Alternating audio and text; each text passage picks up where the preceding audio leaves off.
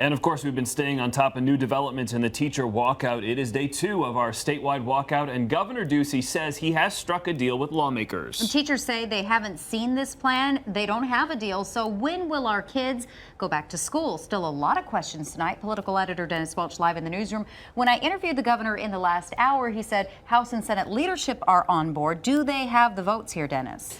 Yeah, and that really is the big question, is whether they got the votes in the Senate. Now, right now, he says he has a deal with the House Speaker. He says he's got a deal with the Senate President. But it's a lot easier to get agreement between 3 people than getting that 16 votes you need in the Senate and the 31 votes that you need in the House. Now, what we asked the governor about that today is whether or not he's got the support that he needs to get this passed. And here's what he had to tell me just a few minutes ago.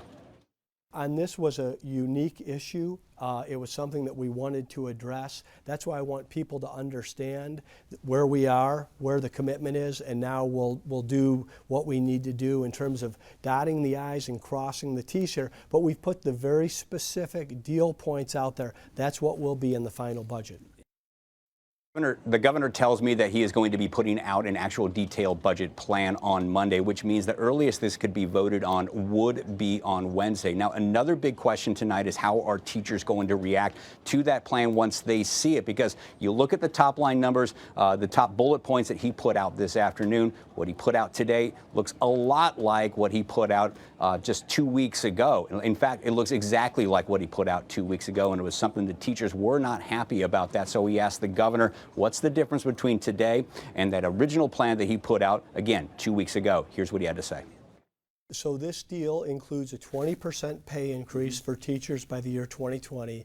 It's got $100 million for support staff, and I think in the first announcement that wasn't really clear, that this isn't just about teachers. It focuses on teachers and the other educators inside the school that make things happen. The teacher's assistant, the crossing guard, the counselor. There's $100 million in flexible dollars that go directly to the superintendents so they can make those decisions depending on the district.